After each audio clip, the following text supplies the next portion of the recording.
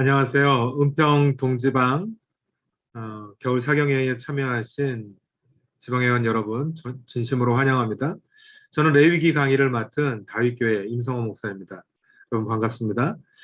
저의 강의는 여러분들에게 미리 배포된 교육안을 레위기 강의안을 가지고 제가 더 첨가해서 이렇게 말씀드리는 것으로 강의를 진행하도록 하겠습니다. 별 무리가 없으면 두 번에 걸쳐서 강의가 진행될 텐데요. 잘 따라오셔서 레위기에 대해서 깊이 이해할 수는 없지만 그래도 전반적인 것, 개론에 대해서 이 기회를 통해서 정리하고 다시 한번 깊이 있는 묵상이 이루어지기를 기대해 봅니다. 레위기는 우리가 이미 알고 있듯이 구약 모세오경이라고 이렇게 표현을 하죠. 그 창세기, 출애굽기, 레위기, 민수기 이렇게 표현이 되는데 그 오경 가운데 굉장히 중요한 위치를 차지하고 있습니다. 창세기가 하나님께서 언약을 이스라엘과 맺음으로써 그렇게 이스라엘과 함께 이룰 하나님의 나라에 대한 씨와 땅이라는 이 두 약속을 근간으로 이루어졌다고 한다면 출애굽기에서 민수기까지는 이 약속된 언약이 어떻게 수립이 되고 그 하나님 나라의 씨가 어떻게 마련이 되는가를 보여주는 내용이라고 볼 수 있겠습니다. 그리고 나서 오경 가운데 신명기는 하나님 나라의 또 다른 약속의 땅에서 어떻게 살아야 할 것인가를 보여주는 말씀이라고 할 수 있죠. 그렇게 본다면 이렇게 오경 안에서 레위기는 이 씨가 어떻게 하나님과 언약을 유지할 수 있겠는가, 그 하나님의 약속을 어떻게 지켜낼 수 있겠는가 하는 것에 대한 구체적인 내용이라고 하겠습니다. 그러면 이제 여러분들 교재를 보시면서 레위기에 대한 전반적인 소개를 해 올리도록 하겠습니다. 구약 성서의 세 번째 책인 이 레위기는 히브리어 성경에서 맨 첫 문장 첫 단어를 따라서 바이크라라고 이렇게 부릅니다. 랍비들은 이 책을 제사장들의 규범, 토라트 하코하님이라고 부릅니다. 이 책에서는 자그마치 247개의 율법이 기록되어 있습니다.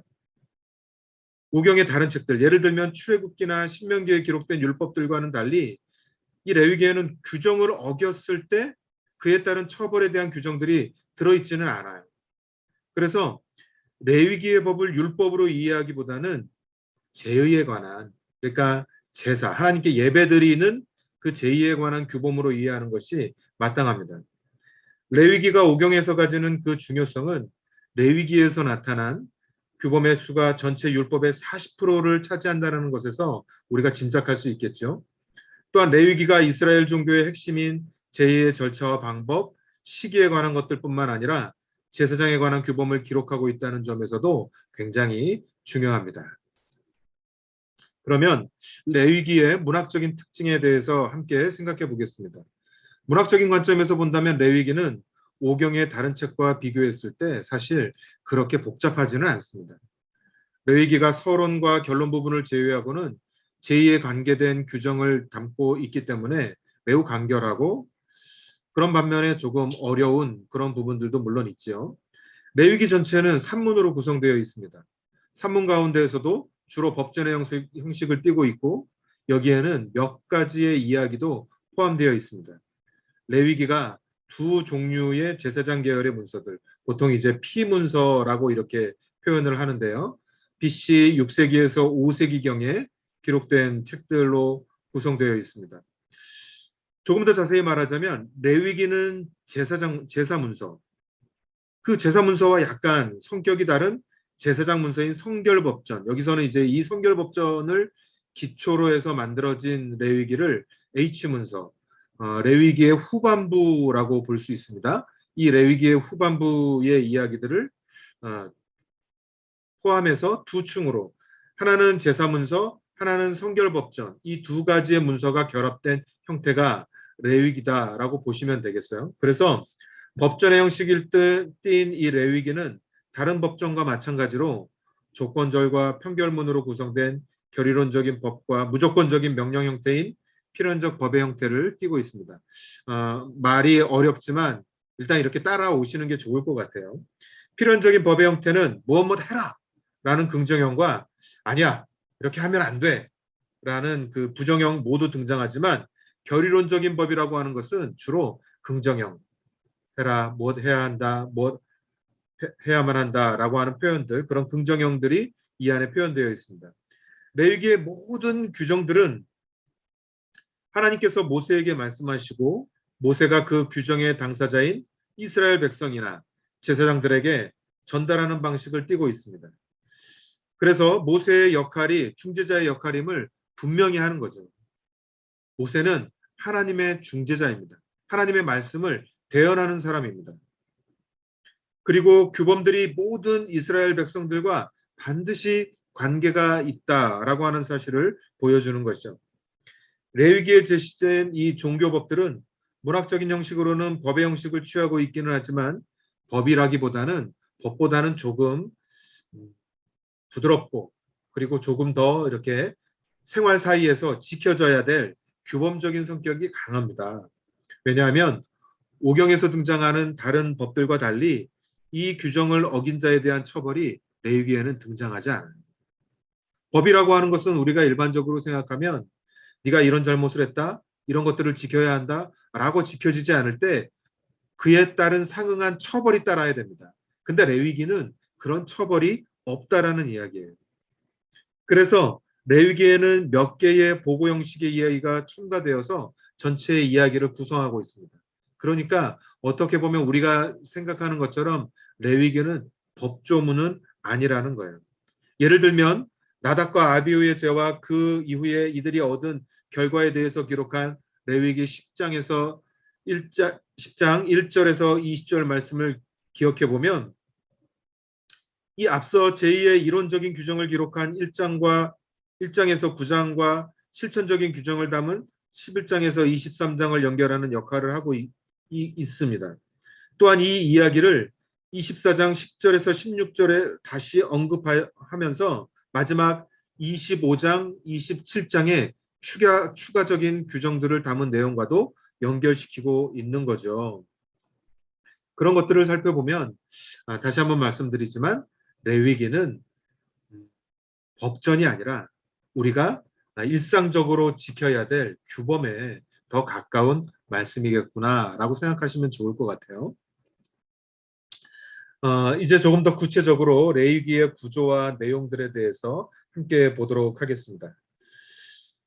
가만히 이 내용들을 보시면 아마 여러분들이 이제 계속해서 대략적인 거 그리고 조금 더 세부적인 거 이런 것들을 찬찬히 보게 되실 텐데요. 한번 그 내용에 대해서 먼저 보겠습니다. 레위기의 주요 내용은 먼저 1장에서 9장까지 여기에는 제2와 제사장 그러니까 이 제2와 제사장 속에서 제2의 이론적인 규정들이 표현되어 있습니다. 그리고 좀 전에 말씀드린 것처럼 레위기 10장에서는 나답과 아비후의 죽음이 기록되어 있습니다. 그리고 11장에서 23장까지 제2의 실천적인 규정들, 모든 종류의 거룩함을 유지하는 방법들에 대해서 서술하고 있어요. 그리고 24장에서는 여호와의 이름을 우습게 여기는 자들에 대한 처벌이 기록되어 있습니다. 그리고 이제 마지막으로 25장에서 27장까지 그 외의 규정들에 대해서 기록되고 있죠. 그러면 조금 더 한 걸음 더 들어가 보도록 하겠습니다. 여러분들 다음 페이지를 보시면 자, 제일 처음 레위기 1장에서 9장까지 그 내용들을 보면 레위기 1장에서 7장까지는 제사에 대한 규정이 기록되어 있어요. 이 제사에 대한 규정이 기록되어 있고 거기서 한 걸음 더 깊이 들어가 보면 레위기 1장 1절에서 2절 말씀 이제 말씀을 시작하면서 처음 이야기를 이제 해야 되죠. 그래서 여기에는 이 레위기의 서론에 관한 이야기가 간략하게 기록되어 있습니다. 여러분들은 오늘 이 강의를 들으시면서 레위기 성경을 펴놓고 그 말씀을 찾아보시면서 저의 이 강의를 함께 듣고 계시겠죠? 그 말씀은 이제 여러분들이 찾아보신다고 제가 생각을 하고요. 그렇게 서론이 선포되고 그리고 1장 3절에서 17절까지 번제에 대한 소개가 올라와 있습니다. 히브리어로 번제는 올라입니다. 그래서 여기에는 제사의 내용, 그 제사의 내용은 다름 아니라 동물을 제물로 드리는 그 번제에 대해서 표현이 되어 있어요. 그 동물을 어떻게 제사 드릴 수 있는지, 번제의 의미가 무엇인지. 그리고 레위기 2장에서는 민하라고 하는 소제가 기록되어 있고, 민하 이후에는 네세크, 전제라고 하는 또 다른 제사의 규정이 기록되어 있습니다. 이 민하와 네세크, 소제와 전제의 제사의 내용은 앞선 번제하고는 다르게, 번제는 뭐라 그랬죠? 동물을 제물로 드리는 거라 그랬잖아요. 이 미느하와 네세크는 곡식 제물 혹은 포도주 제물을 드리는 방법들에 대해서 기록하고 있습니다. 3장은 샬렘입니다. 우리가 평화를 이야기할 때, 평화로 인사할 때 샬롬 하고 인사하죠. 그것과 똑같은 뿌리를 갖고 있어요. 화목제를 드리는 겁니다. 이 샬렘, 화목제에 대해서는 화해를 위한 것, 하나님과 이 백성들이 또 백성들과 또 백성들 사이에서 이루어져야 될 화해들, 그 제사의 내용은 화해를 위함입니다. 그리고 나서 하타하트가 드러납니다. 이 하타하트는 속죄제 이렇게 표현되죠. 레위기 4장 1절에서 5장 13절까지 속죄제가 기록되어 있습니다. 제사의 내용은 속죄를 위함이에요. 그리고 이제 그 다음에는 아샴 해서 보통 뭐라고 표현하냐면 속건제, 속죄를 위함인데 조금 더 자세한 것은 잠시 후에 제가 설명을 드릴게요. 그리고 나서 마지막 레위기 6장에서 7장까지는 보충적인 규례들이 표현되어 있고 8장은 제사장이 어떻게 임직해야 되는지 9장은 장막의 헌정에 관해서 그러한 내용들이 자세히 기록되어 있습니다. 그러면 제가 조금 더 상세히 한번 다시 들여다보도록 할게요. 다시 여러분들은 처음으로 올라와서 레위기 1장 1절에서 2절 서론 부분을 다시 한번 보겠습니다. 이 부분은 이스라엘의 제사제도의 기록에서 서론에 해당하는 부분입니다. 먼저 1절에 어떻게 표현되고 있습니까? 하나님께서 모세를 회막에서 부르시는 것으로 시작하는데 여기서 모세와 하나님이 만나는 회막이라는 장소는 야훼 하나님께서 모세뿐만이 아니라 이스라엘 자손들과도 만나는 만남의 장소예요. 그렇게 회막에서 모세를 부르신 하나님께서는 2절 말씀을 통해서 예물을 드리는 것을 명령하십니다. 여기서 하나님께 예물을 드리라는 것은 살아있는 가축을 드리라는 의미예요. 예물, 우리가 예물을 히브리어로 뭐라고 표현하죠? 코르반 이렇게 표현합니다. 이 코르반이라고 하는 것은 하나님의 성소에서 무언가를 드리는 거예요. 그러니까 우리가 쉽게 생각해도 아무거나 드릴 수 없죠. 그냥 마음 내키는 대로 마음 내키는 대로 드릴 수 없어요. 그냥 뭔가 예물을 드려야 되니까 오던 길에 뭔가 주워서 이거 드리면 좋겠지 하고 드릴 수 있는 게 아니에요. 그런 자세한 것들이 어떻게 드려야 되는지, 어떤 마음으로 드려야 되는지가 이제 그 이후에 기록되어 있습니다. 그래서 첫 번째 올라라고 하는 번제, 레위기 1장 3절에서 17절에 동물을 제물로 드리는 올라에 대해서 이렇게 표현할 수 있어요. 번제는 말 그대로 동물을 태워서 제사를 드리는 거예요. 번제물을 태울 때 불꽃과 연기가 하늘로 올라가죠. 이걸 하나님께서 받으신다라고 하는 내용이 그 안에 담겨져 있습니다. 그래서 번제를 드릴 때 모든 제물은 성소의 앞마당에서 모든 제2의 참석자들이 볼 수 있도록 그렇게 드려집니다. 하나님이 머무르고 계셨다라고 여겼던 성막으로부터 모든 음식을 금했어요. 번제에 대한 규정은 제물의 종류에 따라서 세 가지로 구분을 하는데 여러분 말씀을 한번 들여다보세요. 1장 3절에서부터 17절까지 등장하는데 처음은 소를 가지고 드리는 번제, 그리고 양과 염소로 드리는 번제, 마지막으로는 공중에 나는 새로 드리는 번제가 나뉩니다. 번제는 이스라엘 사람들이 매일 2번씩 드리는 거예요. 이를 상번제 이렇게 표현합니다. 상번제를 드리는 규정은 유대의 미시나라고 하는 타미드 편에 기록되어 있습니다. 이 외에도 안식일, 초하루, 유월절, 칠칠절, 신년, 속죄일, 초막절과 같은 이스라엘에 정한 특별한 절기에도 번제를 드렸어요. 그리고 각종 정결례를 위해서 드리는 경우에도 번제를 드렸습니다. 그리고 레위기 6절과 같이 출산을 마친 여인이 드리기도 했고 유출병을 위해서도 번제와 속죄제를 함께 드리기도 했다고 합니다. 그러면 이 장에 등장하는 소제에 대해서 조금 더 자세히 설명을 드리겠습니다.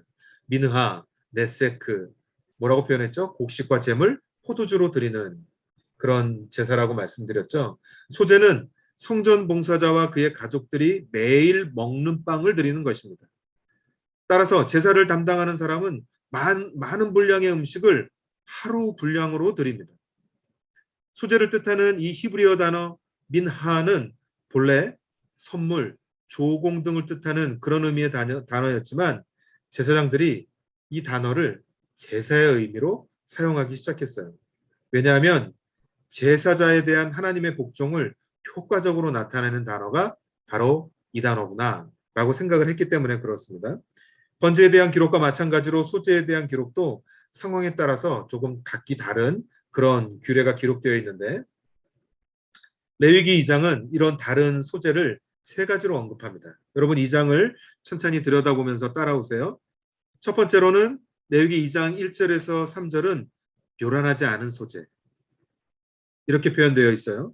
그래서 고운 가루와 기름, 유향을 4절에서 10절은 요리한 소제 그러니까 앞서는 요리하지 않은 소재, 그냥 날 것 그대로 어떻게 보면 드리는 거죠. 원재료를 그대로.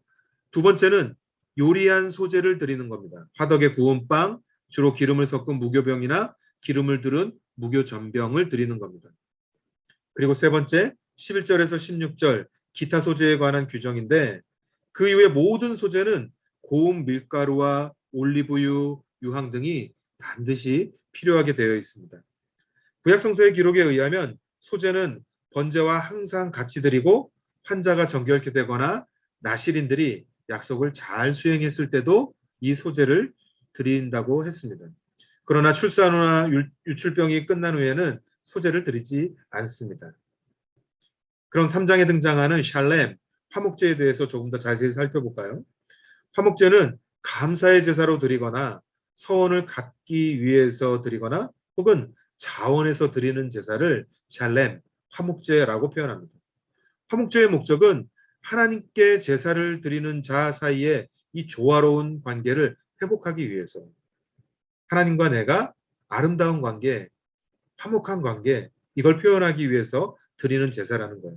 그래서 화목제사는 다른 표현으로 하면 친목제사다라고 이야기하기도 합니다. 화목제는 레위기 1장의 번제와 유사한 방식으로 드리지만 번제와는 또 큰 차이점이 있습니다. 그것은 바로 화목제가 거룩한 식사로서 제물의 일부를 드린 자와 제사장이 함께 식사를 합니다. 번제는 제물의 전부를 태우고 소제는 제물의 일부를 태우고 나머지는 제사장에게 돌리지만 화목제는 제물의 가장 기름진 부분만 태우고 일부분은 제사장이 먹고 나머지는 제물을 바친 사람이 다시 돌려받죠. 구약성서에는 화목제를 드린 예가 몇 번 등장합니다. 여러분 한번 말씀을 찾아볼까요? 창세기 28장 20절과 22절에 보면 야곱이 베델에서 제사를 드린 것 기억하시나요? 그리고 사무엘상 1장 19절에서 28절에 보면 엘가나, 그러니까 사무엘의 아버지 이 엘가나가 드린 제사가 등장하죠. 또 열왕기상 8장 63절에서 보면 솔로몬 왕이 성전 봉헌식을 할 때 드린 제사가 바로 화목제였습니다. 이렇게 화목제는 하나님과 제사를 드리는 그 사람과의 아름다운 관계를 감사의 친교의 표현으로 드린 제사라고 할 수 있습니다. 다음 4장에 등장하는 하타하트, 속죄제에 대해서 조금 더 자세히 설명드리겠습니다. 이 속죄제의 목적은 하나님으로부터 죄사함과 속죄함을 얻기 위함입니다. 이러한 제사는 죄를 지은 자가 의도하지 않은 죄 또는 알지 못하는 사이에 죄를 저질렀을 때 효과가 있어요. 그래서 속죄제를 드리는 것은 공동체로부터 격리되는 거, 분리되는 것과 굉장히 밀접하게 관련이 있습니다. 속죄제에 대해서 레위기 4장은 죄를 지은 자들이 어떻게 속죄함을 얻을 수 있는지에 대한 그 방법을 제시하고 있는 말씀입니다. 그래서 어떤 사람들은 속죄제를 그냥 속죄제라고 표현하기보다는 정결제사라고 번역하기도 해요. 속죄제는 고의 없이 일부러가 아니라 실수로 인한 죄를 지은 경우에 해당하는 겁니다. 내가 일부러 작정하고 계획하고 죄를 저질렀을 때 그 죄를 사함받기 위해서 속죄제를 드릴 수는 없어요. 부지불식간에 혹은 의식하지 못하는 사이에 어쩔 수 없이 실수로 그렇게 제사를 드렸을 때 하나님께 속죄의 마음을 가지고 제사를 드리는 겁니다. 이 속죄제는 죄를 지은 사람의 신분에 따라서 각기 다른 절차의 속죄제를 드리도록 규정하고 있습니다. 그래서 보면 4장 1절에서부터 12절에는 제사장도 속죄해야 되잖아요. 제사장이라고 해서 죄를 안 짓습니까? 아니요. 제사장도 마찬가지예요. 똑같은 인간 아닙니까? 너무나 연약한 인간이죠. 그래서 제사장은 어떻게 속죄할 수 있는지, 어떻게 제사할 수 있는지가 먼저 등장하고, 그리고 13절에서 21절에는 그야말로 이스라엘 백성 모두가 드려야 하는 속죄제에 대해서 기록하고 있습니다. 그리고 22절에서 26절까지는 이 이스라엘 백성 모두를 각 부족마다 대표하는 이 족장들의 속죄제에 대해서 표현하고 있습니다. 그뿐만이 아니라 이렇게 두리뭉실하게 드려지는 속죄제뿐만 아니라 정말 한 개인이 하나님께 속죄해야 될 일이 반드시 있지요. 그래서 개인의 속죄제가 마지막 27절에서 35절까지 기록되어 있습니다. 이 속죄제의 특징은 제물의 기름진 부분은 모두 태우고 개인적인 죄와 공동체의 죄에 따라서 차이를 가지고 들어가는 지역이 각기 다릅니다. 그러니까 이 이야기는 뭐냐면 이스라엘 백성이나 제사장이 죄를 지었을 때는 회막 안으로 피를 가져가서 성전 휘장에 뿌리지만 족장이나 일반인들의 경우에는 그 피를 번제단에 바르고 나머지는 번제단 밑에 쏟아 버리도록 하는 거예요. 그러니까 공동체가 죄를 지었을 때, 개인이 죄를 지었을 때 이 피를 가지고 이 성막 안에 들어가서 제사 드리는 그 위치가 각기 다르다라는 거죠.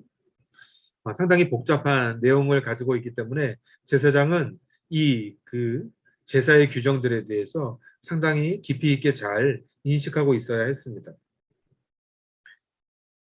그리고 나서 이제 5장 중후반부에 등장하는 14절에서 17절에 등장하는 속건제. 이 속건제에 대해서 상세히 보면 속건제는 하나님께 제물을 드리는 형태로 보상하는 이 죄에 대해서 다루는 것입니다. 속건제는 성전에 속한 재산을 의도 없이 잘못 사용하거나 혹은 다른 사람의 재산에 관해서 자기의 책임을 거짓 증언했을 때 드리는 게 바로 이 속건제입니다. 그래서 속건제는 범죄자가 하나님의 이름을 헛되게 쓰던 죄를 씻어주는 그런 의미가 바로 이 속건제에 담겨져 있어요. 그래서 속건제는 배상제사다. 배상이라고 하는 건 뭐예요? 빚진 것을 갚는 거잖아요. 그래서 이 속건제는 하나님께 제물을 드리는데 내가 잘못한 것에 대해서 이렇게 갚습니다. 보상합니다. 하는 의미가 그 안에 담겨져 있는 거죠. 그리고 말씀드렸던 이제 그 레위기 8장에서 그 후반부 이제 제사장에 관한 규정들이 등장하는데요. 사실은 이제 8절에서 10절까지 이렇게 그 제사장 규정에 관해서 등장을 합니다. 제사장의 제도에 관한 기록들이 등장하는데요. 8장은 아론과 그의 아들들이 제사장으로 임명받는 임명식에 대해서 기록되어 있고요. 9장에서는 아론과 그의 아들들이 첫 제사를 드리는 것이 기록되어 있어요. 그리고 10장에서는 아론의 아들들 가운데 나답과 아비후가 범죄한 결과 죽는 것과 성소에서 봉사한 그런 내용들이 기록되어 있죠.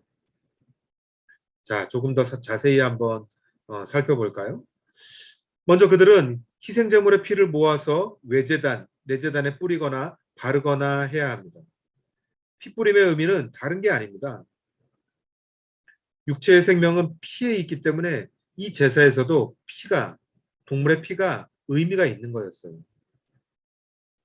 그래서 준비된 동물을 가지고 깨끗이 껍질을 벗기고 피를 씻어내고 내장을 씻고 각을 뜨고 제물을 번제단 위에 올려서 태워야 하는 거죠. 제사장의 임직에 대한 명령은 이미 앞선 출애굽기 29장 30장에 주어졌습니다. 이제 그 명령을 수행하는 절차가 바로 이 레위기 8장에서 9장에 소개된 거예요. 그 임직을 받은 제사장에게 하나님의 영광이 나타난 겁니다. 9장 4절과 6절, 23절에 표현되어 있죠. 이러한 경험을 가지고 에스겔은 또 다니엘은, 바울은, 요한은 똑같이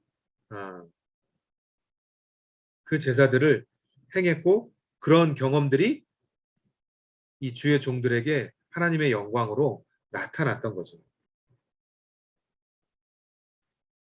그런데 생각해 보면 잘못된 불을 하나님께 드림으로 두 아들을 잃은 아론이 10장에 소개되어 있습니다. 우리가 잘 알고 있는 나답과 아비후인데요.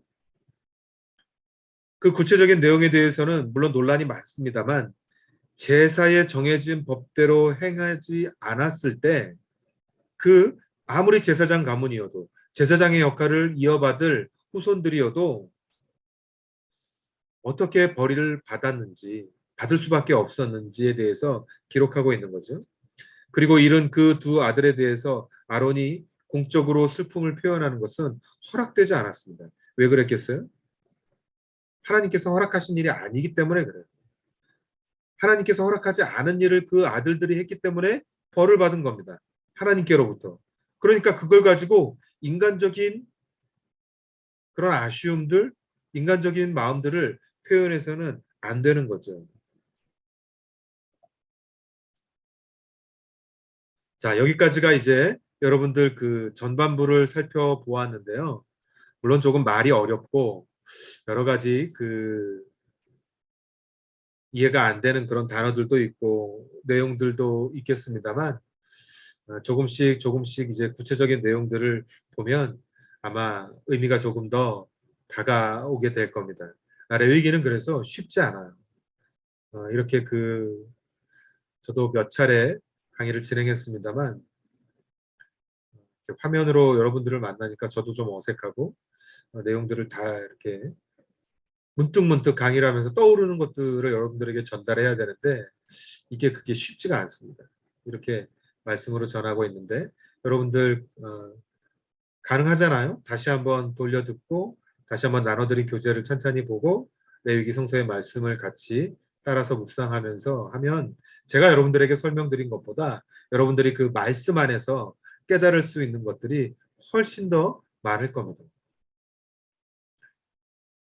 그 이후에 이제 레위기 11장에서 23장을 이제 우리들이 보게 될 텐데 레위기 11장에는 정한 동물과 부정한 동물. 이건 어떤 의미겠어요? 정한 동물로 이제 하나님께 제사를 드릴 수 있고 부정한 동물로는 하나님께 제사를 드려서는 안 되는 거죠. 그리고 또 제사장이 먹을 수 있는 음식, 백성들이 먹을 수 있는 음식, 먹어도 되는 음식, 먹으면 안 되는 음식 이런 규정들이 구분이 되어져 있는 거죠. 그래서 그 음식법에 관한 규정이 이 레위기 11장에 기록이 되어 있습니다. 잠깐 여러분들 숨 돌리고 다시 어, 두 번째 강의에서 이 음식 규정에서부터 레위기가 규정하고 있는 음식 규정의 의미에서부터 다시 두 번째 강의를 시작하도록 하겠습니다. 잠깐 쉬고 다시 만나겠습니다.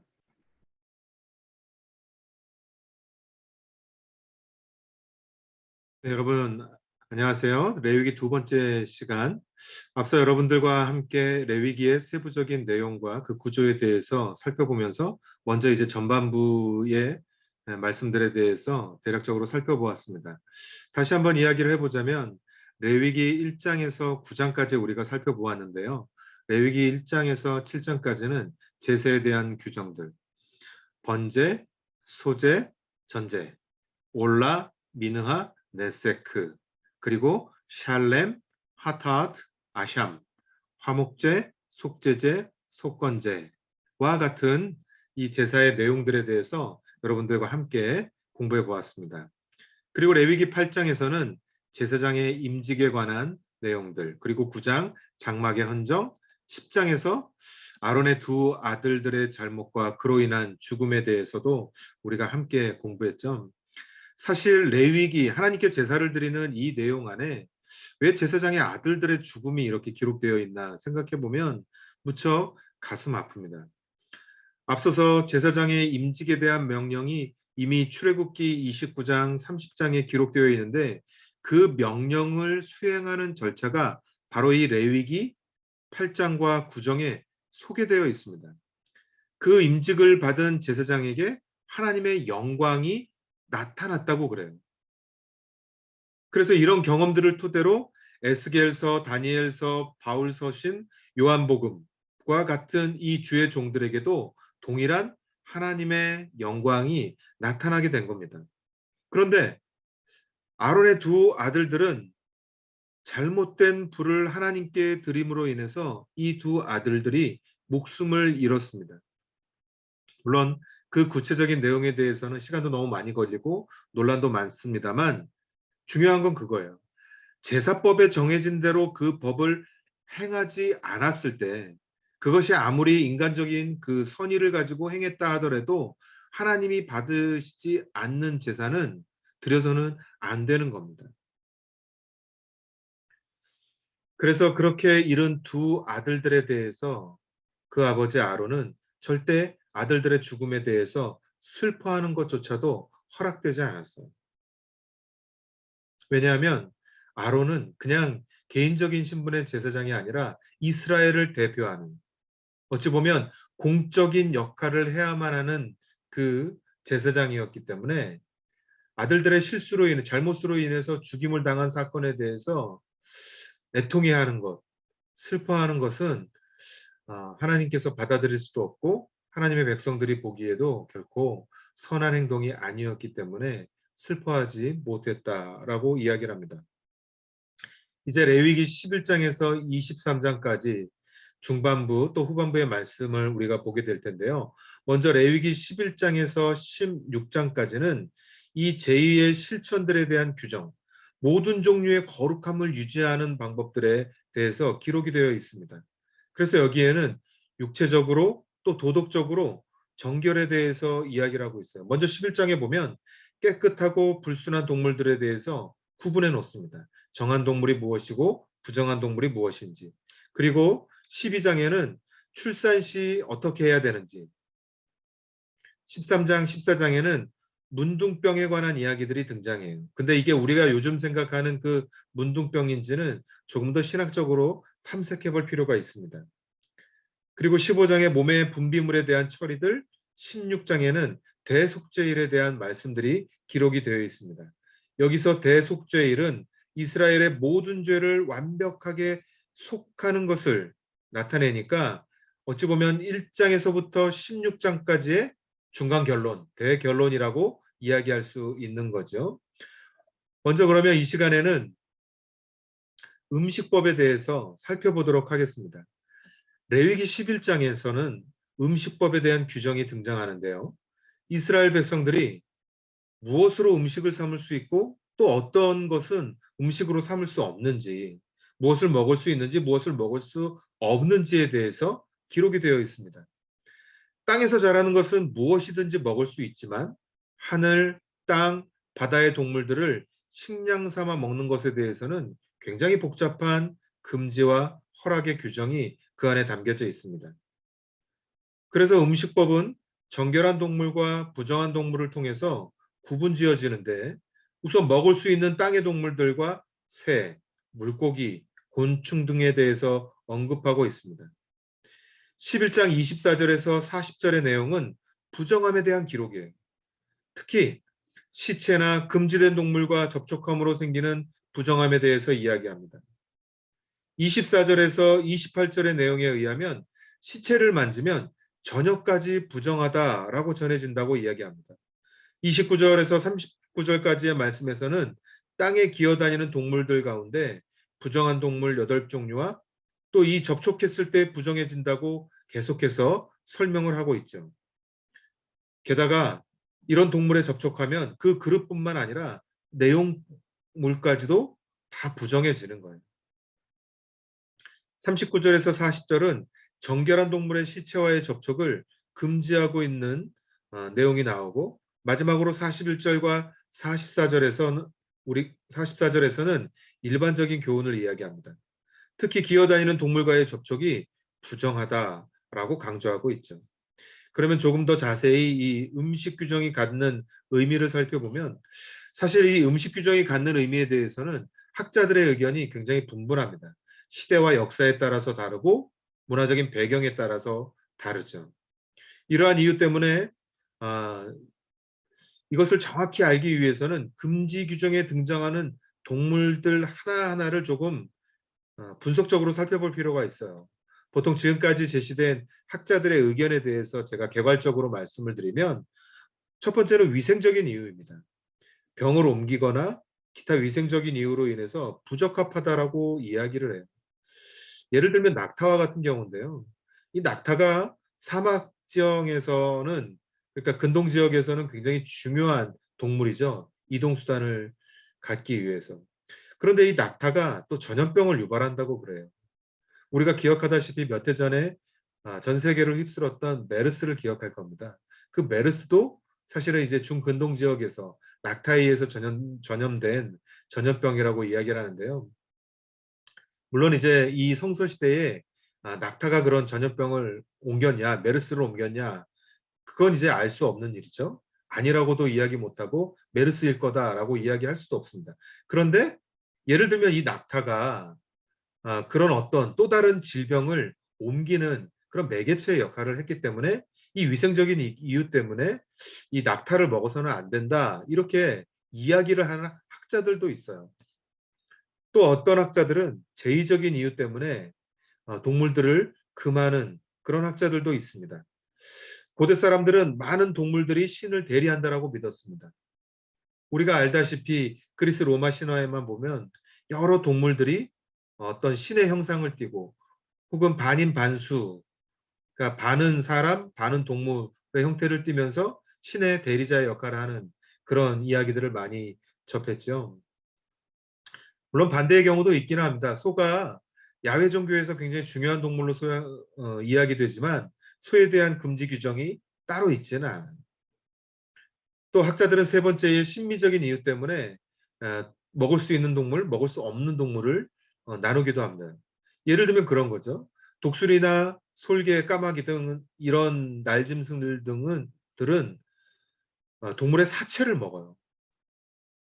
썩은 동물들의 시체를 먹기도 하고, 그러니까 이렇게 동물의 시체를 먹는 짐승들은 그 자체로 이미 부정한 거죠.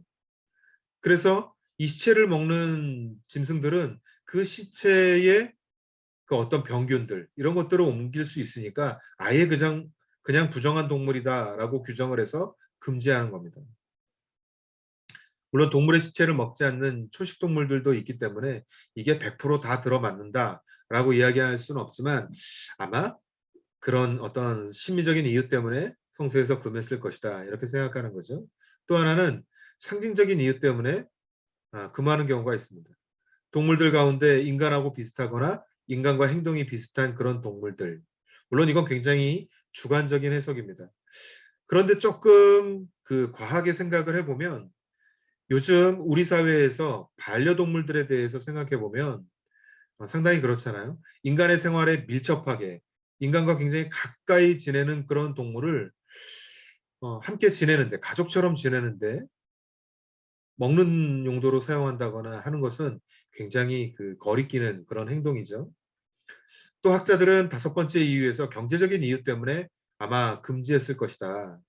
어떤 특정한 동물들은 경제적인 그 소중함들, 혹은 경제적인 그 이윤을 발생시키기 때문에 금지했을 거라는 겁니다. 예를 들면 낙타나 말은 이동하는 수단으로 굉장히 중요한 동물이죠. 그러니까 이런 낙타나 말 등을 잡아먹어서는 먹는 데 이용하기에는 다른 그 더 유용한 경제적인 활동을 하게 하는데, 농사를 짓거나 유목을 하는데 너무나 소중한 동물들인데 그냥 식용으로 사용하기에는 너무나 아까웠던 거죠. 그래서 아예 금했던 거고, 우리가 복음서에 등장하는 돼지 군대 이야기에 대해서 그래서 이스라엘과 아랍권 국가들은 그냥 돼지에 대해서 부정한 동물이라고 생각하는구나 라고만 생각하는데, 그게 아니라 문화인류학자들은 이 돼지가 굉장히 그 소중한 동물이었다라는 거예요. 왜냐하면 귀하고 드물었기 때문에 이 이스라엘이나 아랍권에서는 돼지를 키울 만한 형편이 안 되었다라고 하는 거죠. 그래서 아마 그런 동물들을 금지했을 거다. 또 어떤 학자들은 이 금지한 동물들에 대해서 도덕적인 상징론을 그 안에 포함하고 있기 때문에 그렇다라고 이야기합니다. 뭐 예를 들면 그런 겁니다. 동물들 가운데 어떤 동물들은 그 악한 동물들이라고 표현되면서 그게 악의 상징으로 표현되기 때문에 그런 악한 동물들을 먹는다는 것 자체, 나도 악해질 수 있기 때문에 아예 그 악한 동물이라고 상징되어 있는 것, 인간 사회에서 통용되는 그런 동물들은 먹지 않는 것이 좋겠다라고 그렇게 이야기를 하고 있는 거죠. 중간에 잠깐 이제 그 12장에서 15장의 내용들이 등장하는데요. 여기에는 신체적인 부정함과 정화와 속죄에 대해서 이야기를 하고 있습니다. 여기에 보면 레위기 12장은 출산한 여성에 대한 규정이 기록되어 있습니다. 구약성서는 여성의 출산을 굉장히 부정하다라고 기록하고 있어요. 여성들이 하는 월경에 대해서도 부정하기 때문에 공동체와 분리시켜 놓는 그런 일들을 우리가 이미 알고 있는데, 참 아이러니죠. 우리가 어머니의 몸에서 나왔는데 그 출산이 부정하다라고 이야기를 하는 거예요. 그 산모가 그럼에도 불구하고 정결해지는 기간은 산모가 출산한 태아의 성별에 따라서 결정이 돼요. 그러니까 어, 이 산모가 남자아이를 출산하면 7일 동안 부정해지는 반면에 여자아이를 출산하면 14일 동안, 배나 되는 기간 동안 부정하고, 이것을 여성의 월경과 비유했습니다. 또한 여성은 그 기간 동안 남편과 부부관계를 하는 것이 허용되지가 않았어요. 이는 여성이 부정하기 때문에 이 부정함이 남편에게 전달되어서는 안 되기 때문에 남자아이를 낳았을 때는 7일 동안, 여자아이를 낳은 후에는 14일 동안 남편과 관계할 수 없었던 거죠. 여기서 여성은 그 산열이 깨끗해지는 기간까지 합쳐서 거의 한 달에서 많을 때는 두 달이 넘는 기간 동안을 이렇게 공동체와 구별되어서 지냈다고 보면 됩니다. 그 산열이 깨끗해지면 여성은 남편과 부부관계를 맺을 수 있지만 그 부부관계를 맺기 전에 속죄제를 드려서 깨끗해질 때까지 거룩한 물건을 만져서는 결코 안 됩니다. 그래서 여성은 출산한 이후에 번제와 속죄제를 같이 드리는 것이 여성의 그 부정함을 태워버리려고 하는 상징적인 의도가 그 안에 담겨져 있는 거죠. 그 다음 레위기 13장과 14장에 기록되어 있는 피부병에 대한 규정들을 볼 텐데요. 흔히 레위기 13장, 14장의 내용을 그 피부병의 내용이다라고 이야기했더니 대부분의 사람들이 나병이다라고 이야기하는 경우들이 많습니다. 하지만 성서 본문에 나오는 이 피부병은 히브리어 차라트라고 진단합니다. 이를 정결하게 할 때 제사장들의 역할에 대해서 기록하고 있는 거예요. 그러니까 차라트는 천이나 가죽뿐만 아니라 건물들까지도 오염시킬 수 있는 그런 병이었다고 그래요. 그래서 나병은 아니죠. 나병은 전염시키는 병은 아닌 거거든요. 그리고 결정적으로 나병은 주전 6세기가 되어서야 이 세상에 알려지게 됩니다. 자, 그러면 이 레위기 13장, 14장의 내용을 조금 더 자세히 보겠습니다. 레위기 13장 1절에서 46절은 급하게 생기고 변하는 차라트에 대한 기록, 그리고 47절에서 59절은 천과 가죽에 생긴 차라트에 대한 기록, 그러니까 피부병에 대한 기록이에요. 그리고 14장 1절에서 32절 차라트를 치료한 사람의 정결의식에 대한 기록, 이 피부병을 치료받은 사람이 어떻게 내가 정결케 되었습니다 라고 하나님께 일종의 보고를 드리는 거죠. 제사를 드리는 거예요. 그리고 14장 33절에서 53절은 건물에 생긴 이 차라트, 물건에서 생긴 그런 차라트라고 볼 수 있죠. 그거가 기록이 되어 있고, 그리고 마지막 14장 54절에서 57절까지는 결론이 기록되어 있습니다. 여기서 강조하는 것은 사실은 이 차라트가 발생했을 때 이 차라트를 회복시키는 그 능력이나 어떻게 회복시켜야 되는가 이런 것들이 아니라 제사장이 어떤 역할을 해야 되는가라는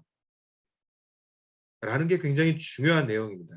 여기서 정결하게 하는 제사장은 전염적인 이 피부병을 치료하는 역할을 해야 하는데, 왜냐하면 이 고대 세계에서의 전염병을 막는 역할은 뭐겠어요? 우리가 얼른 생각해도 어떤 좋은 치료약이나 치료제가 아니라 사실은 격리입니다. 그래서 제사장은 이스라엘 공동체의 성소와 이스라엘 공동체의 거룩함을 지키기 위해서 그 의료적인 행위와 제의적인 행위를 같이 하는데요. 병이 차라트가 발생한 사람에 대해서 신속하게 격리하는 거예요. 신속하게 부정하다라고 판단을 하고 공동체로부터 분리해서 공동체를 지키고 거룩한 하나님의 성소를 지켜야 됐던 거죠. 그러니까 13장, 14장의 법에 의하면 이 차라트라고 하는 병은 부정한 겁니다. 이 병에 감염된 사람은 마땅히 공동체로부터 격리되어야 되고 그 질병이 무엇인지 알고 치유될 때까지 공동체에 있어서는 안 되는 거죠. 증상이 차라트로 밝혀지게 되면 그 사람은 반드시 격리하고 나아질 때까지 그 나음도 제사장이 선포하게 되죠. 그리고 치료가 완료되었다라고 정결 제사를 지내야 되는 겁니다. 그렇게 해서 다시 공동체에 합류할 수 있게 된 거죠. 이제 15장 유출과 관련된 조항들에 대해서 살펴보겠습니다. 레위기 15장은 이스라엘의 남녀가 그러니까 출산했을 때 그리고 나서 이제 이 것들을 이제 어른이 되고 성인이 되었을 때 그 남녀가 모두 이제 성행위를 하게 되죠. 이 성행위를 통해서 그러나 그냥 성행위를 하는 것이 아니라 이 성행위를 정화하기 위해서 필요한 절차가 있어요. 왜냐하면 성행위를 통해서 이제 질병이 생기게 되잖아요. 우리가 뭐 그냥 성병이라고 표현하는데 15장에 표현된 대부분의 유출이라고 하는 것은 성병이나 감염의 결과에서 생기는 거라고 이야기를 하거든요. 여성의 월경이나 남성의 사정과는 또 다른 겁니다. 이제 남녀의 성기에서 나오는 그런 물질들인데, 그런데 이 15장에서는 월경과 사정까지 모두 다 포함시키고 있고, 더 중요한 것은 성병을 막기 위해서 기록됐다라고, 이 유출에 대한 조항이 기록됐다라고 보시면 될 것 같아요. 자, 그 다음 이제 16장입니다. 16장은 여러분들에게 표현되는 대로 매년 지키는 속죄일에 대한 규정이 그 안에 표현되어 있습니다. 레위기 16장은 대속죄일에 관한 것인데 이 장의 가장 큰 특징은 부정함을 제거하는 것으로 이스라엘 백성들이나 제사장들이 죄를 범하였으면 죄를 염소에게 전가시키고 광야로 쫓은 후에 다시 돌아오지 못하는 겁니다. 그래서 16장에서는 제물의 피를 다른 제사와는 달리 속죄소 동쪽에 뿌립니다. 대속죄일의 제사는 크게 두 가지의 절차가 있는데, 첫 번째로 제물의 피로 정화하는 의식과 두 번째로는 죄를 제거함으로써 정화하는 겁니다. 속죄일에 죄를 사하는 가장 큰 목적은 이스라엘 성소의 거룩함을 지키기 위한 거죠. 대속죄일의 전통은 16장과 후기 유대교의 대속죄일의 전통 사이에 크게 차이점이 있어요. 백성들의 죄를 사죄하는 것에서 성소를 정화하는 것으로 바뀌었습니다.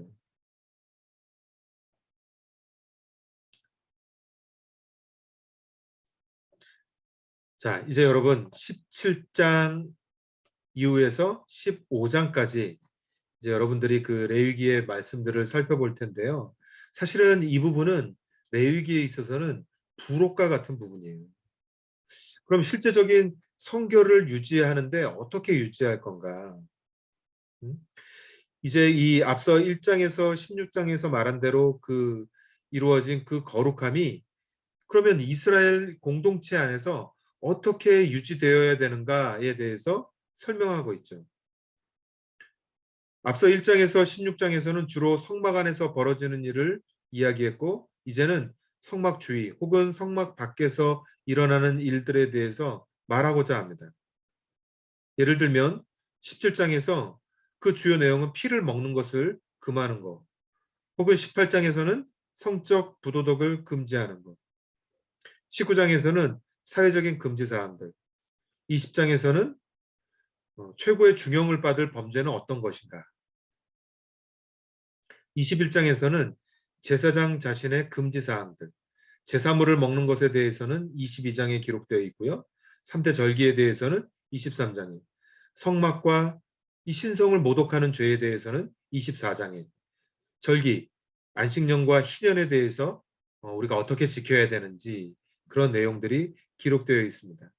아마 성막과 신성모독죄에 대한 것이 3대 절기 바로 뒤에 나오도록 배치한 것은 이 3대 절기가 바로 이 성막을 중심으로 해서 치러지는 것에 대해서 굉장히 중요하고 구체적인 그런 규율들을 제시하기 위해서 그렇게 배치했을 것이다 라고 보는 거죠. 이것은 구조적으로 절기, 안식년, 희년에 대한 내용이 그 절기와 관련되어 있는 그 가난한 사람들 혹은 동족들 중에서 종된 자들에게 어떻게 우리가 그들을 보살펴야 하고 그들을 위한 건지 그런 내용들을 묘사한 것과 동일하게 표현되어 있습니다. 그러니까 조금 어려운 내용이지만 유월절과 오순절, 초막절 그리고 안식년과 희년의 절기는 철저히 숫자 7을 중심으로 해서 구성되었고요. 제사장적인 완벽한 구조를 보이고 있고 하나님 나라의 완벽한 축제의 모습을 나타내는 겁니다. 그리고 나서 이제 그 이후에 26장과 27장이 기록되어 있죠. 자, 다시 한번 이제 여러분들에게 정리해서 말씀드리면 17장 이제 세속적인 도살과 피해 금지들, 이제 피를 함부로 먹어서도 안 되고 어떻게 사용해야 되는지에 나왔고, 그리고 레위기 18장, 20장은 성범죄에 대해서 성적인 부도덕을 금지하는 것들에 대해서, 19장에서는 이스라엘의 거룩함을 위한 여러 가지 부차적인 규정들, 사회적인 금지 사항들이 무엇인지에 대해서 제가 표현해 드렸어요. 그리고 21장에서는 제사장의 정결함을 어떻게 유지할 건가. 그리고 22장에서는 성물과 번제물의 질에 대해서 이야기를 했고 23장에서는 안식일과 절기 그리고 24장에서는 조금 자세히 구분하면 24장 1절에서 9절까지는 회막의 등잔불과 진설병 그리고 24장 10절에서부터 그 이후 16절 23절까지 말씀은 여호와의 이름을 모독하는 자에 대한 처벌들이 그 안에 담겨져 있습니다. 그리고 25장 26장에서 안식년과 희년에 대해서 표현되어 있다고 말씀드렸고요. 26장을 조금 더 자세히 살펴보면 이 26장에는 처벌도 나오지만 그 이후에는 축복도 나와요. 그러니까 이런 겁니다. 여기에서 나오는 것이 이상해 보일 수 있기 때문에 원래 여기에 과연 이 26장이 이렇게 표현되어야 되나 이게 정확한 자리인가 배치인가 라고 하는 것에 대해서는 학자들 사이에 의견이 분분합니다. 그럼에도 불구하고 우리가 조금 자세히 살펴보면 이 레위기 자체가 독립적인 책이 아니라 출애굽기에 연속해서 출애굽기에서 빠진 내용들 혹은 출애굽기를 보충하기 위한 내용들이라고 생각하면 오히려 쉽게 이해할 수 있어요. 즉 출애굽기 19장에서 24장에서는 하나님께서 이스라엘과 첫 언약을 맺었습니다. 그런데 그 언약이 유지되는 데 필요한 모든 구조물들, 그 구조물이 뭐겠습니까? 특히 성막이 중요할 텐데요. 성막에 대한 명령이 완전히 주어지기 전에 이스라엘이 타락하고 다른 신과 언약을 맺고 하나님과의 언약을 깨고 말았어요. 그러니까 쉽게 이야기하면 이스라엘과 하나님께서 약속을 맺고, 그러니까 신혼방을 차리기도 전에 그 결혼의 약속들이 다 깨져버린 거예요. 그래서 하나님께서 언약을 회복시키고 내지는 이제 언약을 갱신할 필요성을 선포하게 되신 거죠. 그게 출애굽기 34장의 이야기입니다. 그리고 계속해서 언약의 구조물들을 만들 것에 대한 명령이 주어졌고 또 이행되어야 됐던 거죠. 그 근본적인 것이 어느 정도 만들어지고 난 뒤에, 그러니까 출애굽기 35장에서 40장까지, 레위기 1장에서 25장까지 계속해서 이어지는 거예요. 그래서 그동안 미루어왔던 언약이 필수적으로 있어야 되는 축복과 저주의 항목들을 바로 여기 26장, 레위기 26장에 소개하는 게 아주 자연스러운 부분이라고 이야기할 수 있겠습니다. 첫 언약에서, 그러니까 출애굽기 19장에서 24장까지 기록된 그 내용들이 이스라엘과 처음 맺은 언약이라는 거예요. 저주의 부분이 없고 약속과 같은 축복만 있었어요. 왜 그랬겠습니까? 처음 약속을 맺을 때에는 이스라엘이 약속을 깰 거라고 생각하지도 않았겠죠.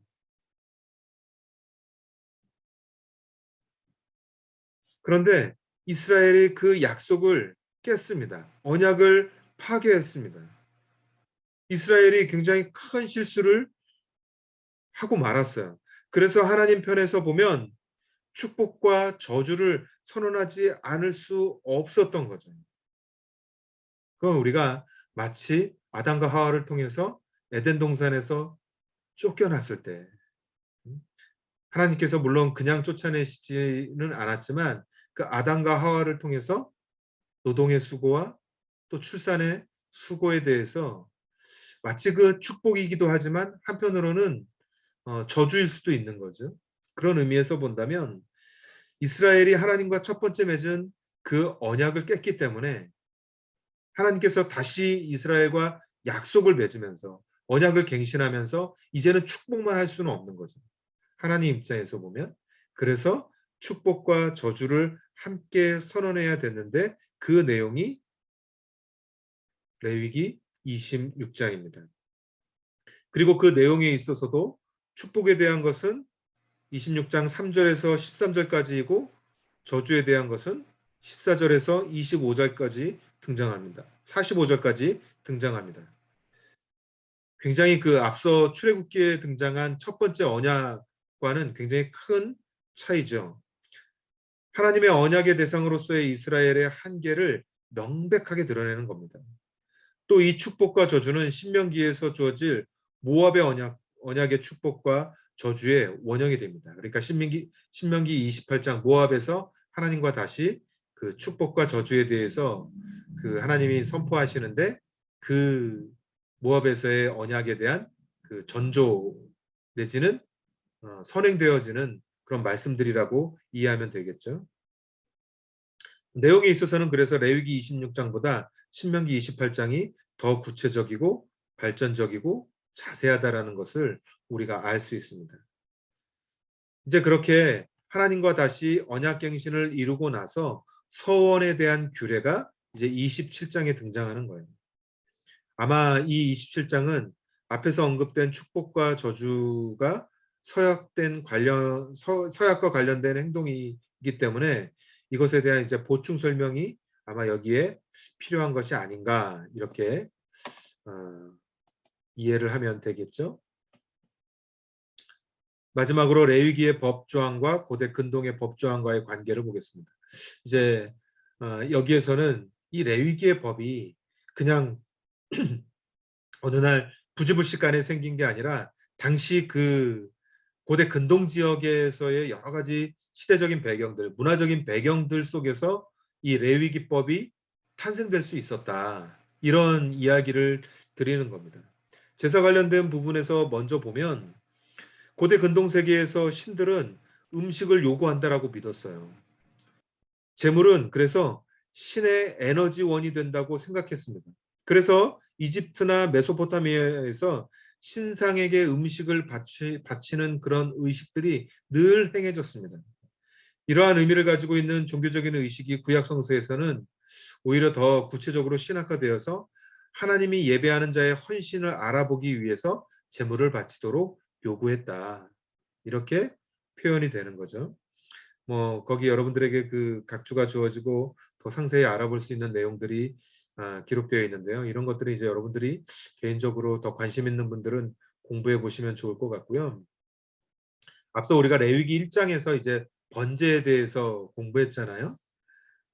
그러니까 이 번제가 그냥 레위기에 갑자기 등장한 것이 아니라 이런 겁니다. 이 이스라엘의 번제는 고대 근동의 다른 종교와 비교하면 참 다른 점들이 많았어요. 그런데 크게 나타나는 다른 점은 번제가 드려지는 장소가 다른 종교들하고 달랐다라는 거죠. 고대 근동의 다른 종교에서 제사는 신을 돌보고 신에게 음식을 제공하는 것으로 이해했지만 이스라엘의 제사 제도는 어, 그런 것들을 다 배제하고 고대 이스라엘에서는 이런 행위를 오히려 금지했습니다. 메소포타미아, 당시 이 문화를 형성했던, 문명을 형성했던 중요한 이 메소포타미아 문명에서 주요 관심은 신을 돌보고 신을 부양하는 거였어요. 따라서 신들의 형상에 있는 우상이 신을 대신한다라는 개념이 있다는 것을 알 수 있습니다. 그래서 신상을 굉장히 중요시했어요. 그래서 그 신상이 있는 신전 안에서 중요한 제사를 드렸다는 것을 우리가 알 수 있죠. 신들의 제사로 바쳐지는 제물은 사람이 먹는 음식과 같았어요. 그야 말대로 그 현상만 보면 배 터지게 먹는 거죠. 그런데 반면에 구약시대 레위기의 제사는 성소 밖에서 드리게 되는데 이는 하나님이 거하시는 성소가 제사장 외에는 들어올 수 없다는 거룩한 곳이기 때문에 그렇습니다.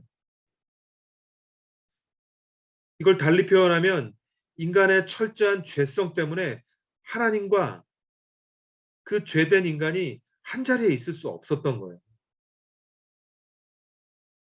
심지어 죄를 지은 제사장도 그 성소에 함부로 들어가면 죽임을 당했죠.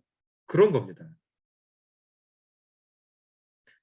당시 고대 근동의 종교들은 신을 인간이 돌보는 대상으로 생각했지만 이 성서의 하나님은 야훼 하나님은 인간이 돌보는 대상이 아니에요.